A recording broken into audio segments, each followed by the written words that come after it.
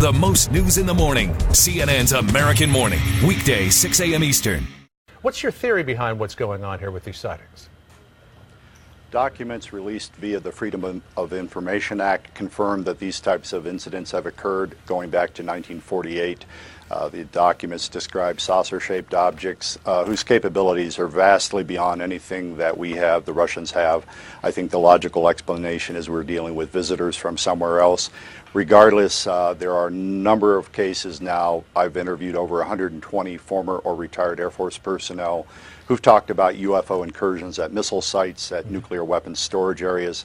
The incident at Malmstrom Air Force Base, Montana in 1967 did involve the appearance of a saucer-shaped object above a nuclear missile launch site. Seconds later, all 10 of these missiles controlled by this site malfunctioned. And the two officers involved, including former Captain Bob Salas, who was at the press conference on Monday, by the way, testified that he was sworn to secrecy and told never to discuss this. He kept his silence until 1996.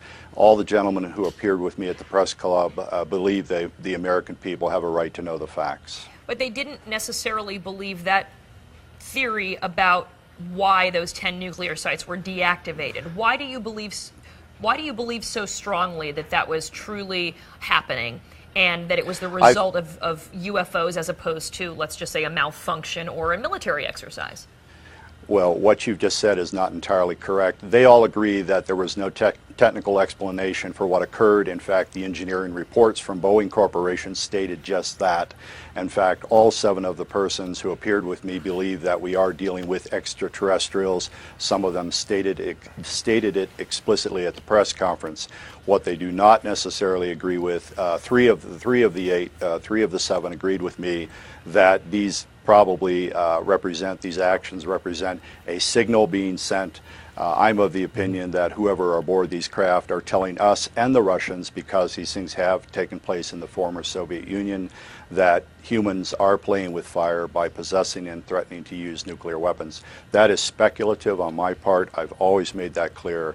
But the persons who were at the sites, who witnessed the craft, say that there is no technology on Earth that could account for what they witnessed. Your press conference yesterday, Robert, certainly sparked an awful lot of conversation around our offices yesterday. We were talking about this throughout the day, and it raised a number of questions, such as, who are these aliens? Where did they come from? How did they get here? Why, if they have the technology to travel on an interstellar basis, do they care about what we're doing?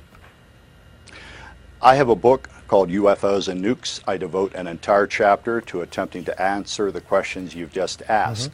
I think most of the answers to those questions are in the realm of speculation, frankly. We don't know. The people at the Pentagon and the CIA and the Kremlin may know the answers to your questions. However, what I simply point out is that you have countless incidents now, and I've investigated over 100 of them and have over 100 witnesses, indicate that craft of vastly superior capabilities have been monitoring the U.S. nuclear arms program since the 1940s, and on occasion, according to these ex-military personnel, have tampered with the weapons. What I also point out is the persons who spoke with me on Monday, by the way, again at the press club, were persons who were vetted by the U.S. government to launch or otherwise operate weapons of mass destruction. Right. These are clearly level-headed persons that are now saying that UFOs have shut down our nuclear weapons. Well, so the question remains then, I mean, this has been the subject of conspiracy theories for decades, as you referred to, the Freedom of Information Act freeing up some of this testimony so that people can read it. What does the government have to gain by blanket denying that we've ever been visited by UFOs?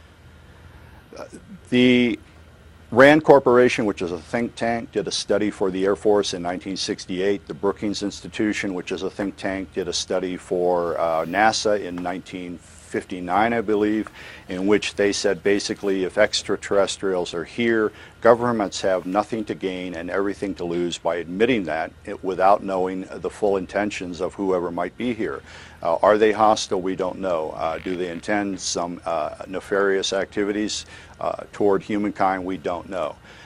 So basically, you know, the odds that the U.S. government is going to admit that there are craft flying around American airspace that run rings around our own aircraft, literally, and we hope they're friendly because we can't control them. And oh, by the way, they seem to be interested in our nuclear weapons and seem to be shutting them down from time to time. The government has everything to gain by keeping quiet about that.